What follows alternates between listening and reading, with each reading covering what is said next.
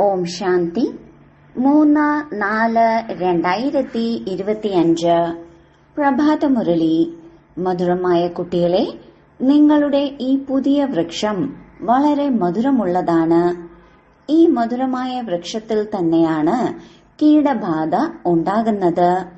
കീടങ്ങളെ നശിപ്പിക്കുന്നതിനുള്ള മരുന്നാണ് മന്മനാഭവ. ചോദ്യം: പദവിയോടുകൂടി പാസ്സാകുന്ന കുട്ടികളുടെ അടയാളം എന്തായിരിക്കും? ഉത്തരം: അവർ കേവലം ഒരു വിഷയത്തിൽ മാത്രമല്ല, മറിച്ച് എല്ലാ വിഷയത്തിലും പൂർണ്ണ ശ്രദ്ധ നൽകും. സ്ഥൂലമായ സേവനത്തിന്റെ വിഷയവും നല്ലതാണ്. അനേകർക്ക് സുഖം ലഭിക്കുന്നു. ഇതിലൂടെയും മാർക്ക് ശേഖരിക്കപ്പെടും. പക്ഷെ ഒപ്പം തന്നെ ജ്ഞാനവും വേണം. അതുപോലെ പെരുമാറ്റവും നല്ലതായിരിക്കണം. ദൈവിക ഗുണങ്ങളിൽ പൂർണ്ണ ശ്രദ്ധ ഉണ്ടായിരിക്കണം. ജ്ഞാനയോഗം പൂർണ്ണമായിരിക്കണം. എങ്കിൽ പദവിയോടുകൂടി പാസ്സാകാൻ സാധിക്കും. ഗീതം: അവർ നമ്മിൽ നിന്ന് വേർപിരിയുന്നില്ല. ഓം ശാന്തി. കുട്ടികൾ എന്താണ് കേട്ടത്? കുട്ടികൾക്ക് ആരോടാണ് ഇഷ്ടം തോന്നുന്നത്? വഴികാട്ടിയുമായി. വഴികാട്ടി എന്തെല്ലാമാണ് കാണിച്ചു തരുന്നത്? സ്വർഗത്തിൽ പോകുന്നതിനുള്ള കവാടം അല്ലെങ്കിൽ ഗേറ്റ് കാണിച്ചു തരുന്നു. കുട്ടികൾക്ക് പേരും നൽകിയിട്ടുണ്ട്: ഗേറ്റ് വേ ടു ഹെവൻ, അതായത് സ്വർഗത്തിലേക്കുള്ള കവാടം. സ്വർഗത്തിന്റെ വാതിൽ എപ്പോഴാണ് തുറക്കുന്നത്? ഇപ്പോൾ നരകമാണല്ലോ. സ്വർഗത്തിന്റെ വാതിൽ ആരാണ് തുറക്കുന്നത്? എപ്പോൾ? ഇത് നിങ്ങൾ കുട്ടികൾക്ക് മാത്രമാണ് അറിയുന്നത്. നിങ്ങൾ സദാ സന്തോഷത്തിലിരിക്കുന്നു. സ്വർഗത്തിലേക്ക് പോകാനുള്ള വഴി നിങ്ങൾക്കറിയാം. മനുഷ്യർക്ക് സ്വർഗത്തിലേക്ക് എങ്ങനെ പോകാൻ സാധിക്കുമെന്ന് നിങ്ങൾ മേള പ്രദർശനികളിലൂടെ കാണിച്ചു കൊടുക്കണം. നിങ്ങൾ ഒരുപാട് ചിത്രങ്ങളെല്ലാം ഉണ്ടാക്കിയിട്ടുണ്ട്. ബാബ ചോദിക്കുകയാണ്, ഇതാണ് സ്വർഗത്തിലേക്ക് പോകാനുള്ള കവാടം എന്ന് നമുക്കാർക്കെങ്കിലും മനസ്സിലാക്കി കൊടുക്കാൻ സാധിക്കുന്ന ഏത് ചിത്രമാണ് ഈ എല്ലാ ചിത്രങ്ങളിലും വെച്ച് നല്ലത്? സൃഷ്ടി ചക്രത്തിന്റെ ചിത്രത്തിൽ സ്വർഗത്തിൽ പോകുന്നതിനുള്ള കവാടം വ്യക്തമായിട്ടുണ്ട്. ഇത് തന്നെയാണ് ശരി. മുകളിൽ ആ ഭാഗത്ത് നരകത്തിന്റെ ഗേറ്റ്, ഈ ഭാഗത്ത് സ്വർഗത്തിന്റെ ഗേറ്റ്. വളരെ വ്യക്തമാണ്. ഇവിടെ നിന്ന് എല്ലാ ആത്മാക്കളും ശാന്തിധാമത്തിലേക്ക് പോകുന്നു, പിന്നെ സ്വർഗത്തിലേക്ക് വരുന്നു. ഇത് ഗേറ്റാണ്. മുഴുവൻ ചക്രത്തെയും ഗേറ്റ് എന്ന് പറയുകയില്ല. മുകളിൽ എവിടെയാണോ സംഗമം കാണിച്ചിരിക്കുന്നത് അതാണ് പൂർണമായ ഗേറ്റ്. ഇതിലൂടെ ആത്മാക്കൾ പോകുന്നു, പിന്നീട് പുതിയ ലോകത്തിലേക്ക് വരുന്നു. ബാക്കി എല്ലാവരും ശാന്തിധാമത്തിൽ ഇരിക്കുന്നു. മുള്ള് കാണിച്ചിരിക്കുന്നു: ഇത് നരകമാണ്, ഇത് സ്വർഗമാണ്. ഏറ്റവും നന്നായി ഒന്നാന്തരമായി മനസ്സിലാക്കി കൊടുക്കാനുള്ളതാണ് ഈ ചിത്രം. വളരെ വ്യക്തമാണ്. ഗേറ്റ് വേ ടു ഹെവൻ, സ്വർഗത്തിലേക്കുള്ള കവാടം. ഇത് ബുദ്ധി കൊണ്ട് മനസ്സിലാക്കേണ്ട കാര്യമാണല്ലോ. അനേക ധർമ്മങ്ങളുടെ വിനാശവും ഒരു ധർമ്മത്തിന്റെ സ്ഥാപനയും നടന്നുകൊണ്ടിരിക്കുകയാണ്. നമ്മൾ സുഖധാമത്തിലേക്ക് പോകും, ബാക്കി എല്ലാവരും ശാന്തിധാമത്തിലേക്ക് പോകുമെന്ന് നിങ്ങൾക്കറിയാം. ഗേറ്റ് വളരെ വ്യക്തമാണ്. ഈ സൃഷ്ടി ചക്രത്തിന്റെ ചിത്രം തന്നെയാണ് മുഖ്യമായിട്ടുള്ളത്. ഇതിൽ നരകത്തിന്റെ വാതിലും സ്വർഗത്തിന്റെ വാതിലും വളരെ വ്യക്തമാണ്. സ്വർഗത്തിന്റെ വാതിലിൽ ആരാണോ കൽപ്പം മുൻപ് പോയത് അവരെ പോകൂ. ബാക്കി എല്ലാവരും ശാന്തിയുടെ വാതിലിൽ പോകും. നരകത്തിന്റെ വാതിൽ അടച്ച് ശാന്തിയുടെയും സുഖത്തിന്റെയും വാതിൽ തുറക്കുന്നു. ഏറ്റവും ഫസ്റ്റ് ക്ലാസ് ചിത്രം ഇതാണ്. ബാബ എപ്പോഴും പറയുന്നുണ്ട്, ത്രിമൂർത്തി, ഗോളം, പിന്നെ ഈ ചക്രവും ഫസ്റ്റ് ക്ലാസ് ചിത്രമാണ്. എപ്പോൾ ആര് വരികയാണെങ്കിലും ഈ ചിത്രം കാണിച്ചു കൊടുക്കൂ. സ്വർഗത്തിലേക്ക് പോകാനുള്ള വാതിലാണിത്. ഇത് നരകം, ഇത് സ്വർഗം. നരകത്തിന്റെ വിനാശമാണ് ഇപ്പോൾ ഉണ്ടാകുന്നത്. മുക്തിയുടെ വാതിൽ തുറക്കുന്നു. ഈ സമയം നമ്മളെല്ലാവരും സ്വർഗത്തിലേക്ക് പോകും. ബാക്കി എല്ലാവരും ശാന്തിധാമത്തിലേക്ക് പോകും. എത്ര സഹജമാണ്. സ്വർഗവാതിലിൽ എല്ലാവരും ഒന്നും പോകില്ല. അവിടെ ഈ ദേവീ ദേവതകളുടെ രാജ്യമായിരുന്നു. സ്വർഗവാതിലിൽ പോകുന്നതിന് ഇപ്പോൾ നമ്മൾ യോഗ്യരായി മാറിയിരിക്കുന്നുവെന്ന് നിങ്ങളുടെ ബുദ്ധിയിൽ ഉണ്ട്. എത്ര എഴുതുകയും പഠിക്കുകയും ചെയ്യുന്നുവോ രാജാവാകും. കരയുകയും വീഴുകയും ചെയ്താൽ മോശമാകും. ഏറ്റവും നല്ല ചിത്രം ഈ ചക്രത്തിന്റേതാണ്. ബുദ്ധി കൊണ്ട് മനസ്സിലാക്കാൻ സാധിക്കുന്നു. ഒരു തവണ ചിത്രം കണ്ടാൽ പിന്നെ ബുദ്ധി കൊണ്ട് കാര്യം നടത്താം. നിങ്ങൾ കുട്ടികൾക്ക് മുഴുവൻ ദിവസവും ഈ ചിന്ത ഉണ്ടായിരിക്കണം. ഏത് ചിത്രമാണ് മുഖ്യമായിട്ടുള്ളത്? ഏതിലൂടെയാണോ നമുക്ക് നല്ല രീതിയിൽ മനസ്സിലാക്കി കൊടുക്കാൻ സാധിക്കുന്നത്? Gateway to heaven. ഈ ഇംഗ്ലീഷ് വാക്കുകൾ വളരെ നല്ലതാണ്. ഇപ്പോഴാണെങ്കിൽ അനേക ഭാഷകൾ ഉണ്ടായിട്ടുണ്ട്. ഹിന്ദി അക്ഷരം ഹിന്ദുസ്ഥാൻ എന്ന വാക്കിൽ നിന്ന് വന്നിട്ടുള്ളതാണ്. ഹിന്ദുസ്ഥാൻ എന്ന വാക്ക് ശരിയല്ല. ഇതിന്റെ യഥാർത്ഥ പേര് ഭാരതം എന്ന് തന്നെയാണ്. ഭാരതഖണ്ഡമെന്ന് പറയുന്നു. ഇവിടെ തെരുവുകളുടെ പേര് മാറുന്നുണ്ട്. ഖണ്ഡങ്ങളുടെ പേര് ഒരിക്കലും മാറുന്നില്ല. മഹാഭാരതം വാക്കുണ്ടല്ലോ. എല്ലാവർക്കും ഭാരതത്തെ തന്നെയാണ് ഓർമ്മ വരുന്നത്. പാടുന്നുമുണ്ട്, ഭാരതം നമ്മുടെ ദേശമാണ്. ഹിന്ദു ധർമ്മമെന്ന് പറയുന്നത് കൊണ്ട് ഭാഷയും ഹിന്ദിയാക്കി മാറ്റിയിരിക്കുന്നു. ഇത് തെറ്റാണ്. സത്യുഗത്തിൽ സത്യം സത്യം തന്നെയായിരുന്നു. സത്യം ധരിക്കുക, സത്യമായത് കഴിക്കുക, സത്യം പറയുക. ഇവിടെ എല്ലാം അസത്യമായിരിക്കുകയാണ്. അതിനാൽ ഈ ഗേറ്റ് വേ ടു ഹെവൻ എന്ന വാക്യം വളരെ നല്ലതാണ്. നടക്കൂ, ഞങ്ങൾ താങ്കൾക്ക് സ്വർഗത്തിലേക്ക് പോകുന്നതിനുള്ള വഴി പറഞ്ഞു തരാം. എത്ര ഭാഷകളാണ് ഉണ്ടായിരിക്കുന്നത്. ബാബ നിങ്ങൾ കുട്ടികൾക്ക് സദ്ഗതിക്കുള്ള ശ്രേഷ്ഠ മതം നൽകുകയാണ്. ബാബയുടെ മതത്തെക്കുറിച്ച് പാട്ടുമുണ്ട്. ബാബയുടെ ഗതിയും മതവും വേറിട്ടതാണ്. നിങ്ങൾ കുട്ടികൾക്ക് എത്ര സഹജ മതമാണ് നൽകുന്നത്. ഭഗവാന്റെ ശ്രീമതത്തിലൂടെ തന്നെയാണ് നിങ്ങൾ നടക്കേണ്ടത്. ഡോക്ടറുടെ മതത്തിലൂടെ, അതായത് നിർദ്ദേശത്തിലൂടെ ഡോക്ടറായി മാറും. ഭഗവാന്റെ മതത്തിലൂടെ ഭഗവാൻ ഭഗവതിയായി മാറുന്നു. ഭഗവാന്റെ വാക്കാണ്. അതുകൊണ്ട് ബാബ പറഞ്ഞിട്ടുണ്ട്, ആദ്യം ഇത് വ്യക്തമാക്കൂ. ഭഗവാൻ എന്ന് ആരെയാണ് പറയുന്നത്? സ്വർഗത്തിന്റെ അധികാരി തീർച്ചയായും ഭഗവാൻ ഭഗവതി ആയിരിക്കുമല്ലോ. ബ്രഹ്മാവിൽ ഒന്നും തന്നെ ഇല്ല. സ്വർഗവും നരകവും ഇവിടെ തന്നെയാണ് ഉണ്ടാവുന്നത്. സ്വർഗവും നരകവും തികച്ചും വേറെയാണ്. മനുഷ്യരുടെ ബുദ്ധി തികച്ചും തമോപ്രധാനം ആയിരിക്കുകയാണ്. ഒന്നും തന്നെ മനസ്സിലാക്കുന്നില്ല. സത്യയുഗത്തിന് ലക്ഷക്കണക്കിന് വർഷം നൽകിയിരിക്കുന്നു. കലിയുഗത്തിന് 40,000 വർഷം ബാക്കിയുണ്ടെന്നും പറയുന്നു. തികച്ചും ഘോര അന്ധകാരത്തിലാണ്.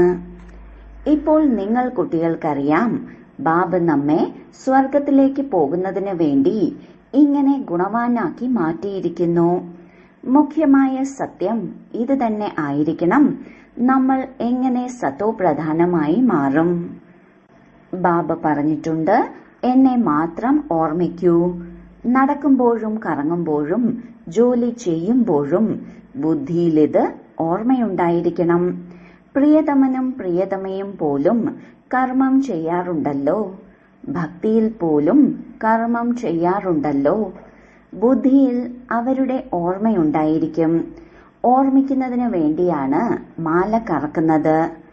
ബാബയും ഇടയ്ക്കിടയ്ക്ക് പറയുന്നുണ്ട്, അച്ഛനായ എന്നെ ഓർമ്മിക്കൂ. സർവവ്യാപിയെന്ന് പറയുകയാണെങ്കിൽ പിന്നെ ആരെയാണ് ഓർമ്മിക്കുക? ബാബ മനസ്സിലാക്കി തരികയാണ്, നിങ്ങൾ എത്ര നാസ്തികരായി മാറിയിരിക്കുന്നു. ബാബയെ പോലും അറിയുന്നില്ല. പറയുന്നുമുണ്ട്, ഓ ഗോഡ് ഫാദർ, അതായത് അല്ലയോ പരമപിതാവേ. പക്ഷെ അതാരാണ്? ഇത് അല്പം പോലും അറിയുകയില്ല. ആത്മാവ് പറയുന്നു, ഓ ഗോഡ് ഫാദർ. പക്ഷെ ആത്മാവ് എന്താണ്? ആത്മാവ് വേറെയാണ്. ബാബയെ പറയുന്നു, പരമം, അർത്ഥം, സുപ്രീം, ഉയർന്നതിലും ഉയർന്ന സുപ്രീം സോൾ, പരമ ആത്മാവ്. തന്നെക്കുറിച്ച്, അതായത് ആത്മാവിനെക്കുറിച്ച് ജ്ഞാനമുള്ള ഒരു മനുഷ്യർ പോലുമില്ല. ഞാൻ ആത്മാവാണ്, ഇത് ശരീരമാണ്. 2 വസ്തുക്കളുണ്ടല്ലോ. ഈ ശരീരം 5 തത്വങ്ങൾ കൊണ്ട് ഉണ്ടാക്കിയതാണ്.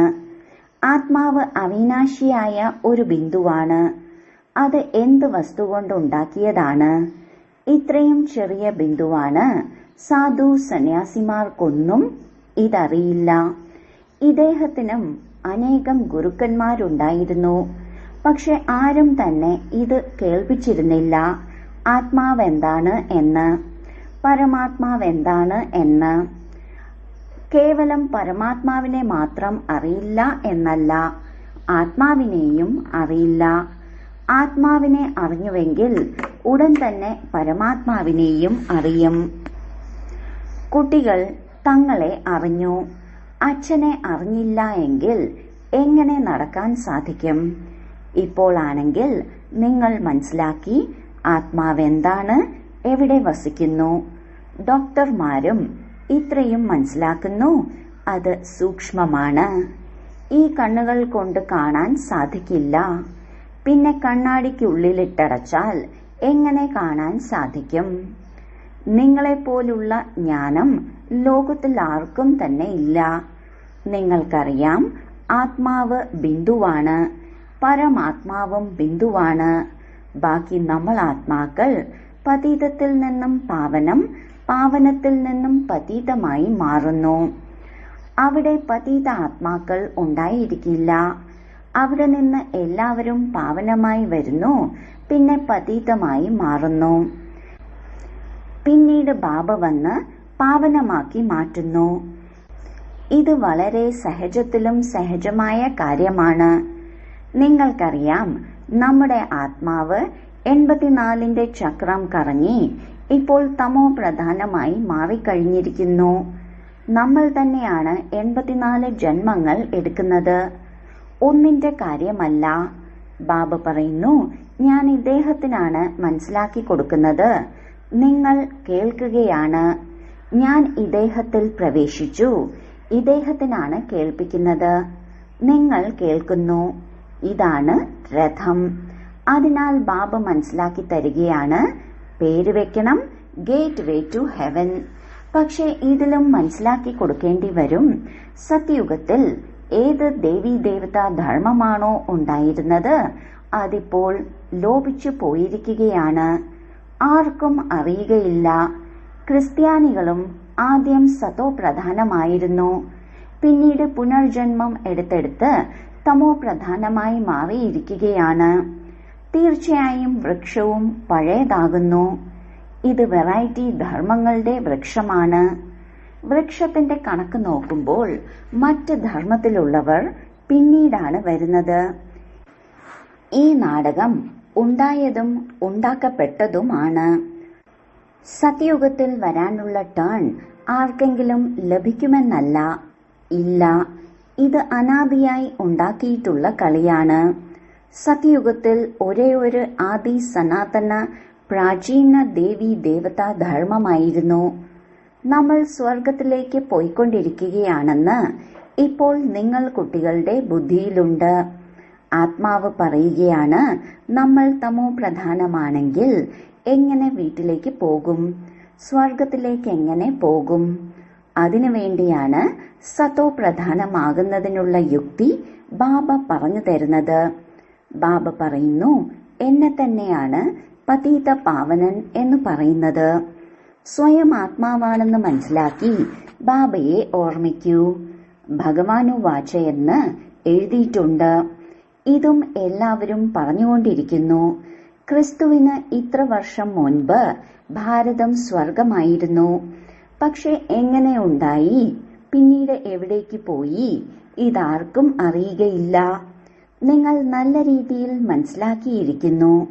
മുൻപ് ഈ കാര്യങ്ങളൊന്നും അറിയുമായിരുന്നില്ല. ലോകത്തിൽ ആർക്കും ഇതറിയുകയില്ല ആത്മാവ് തന്നെയാണ് നല്ലതും മോശവും ആകുന്നത് എന്ന്. എല്ലാ ആത്മാക്കളും കുട്ടികളാണ്. ബാബയെ ഓർമ്മിക്കുകയാണ്.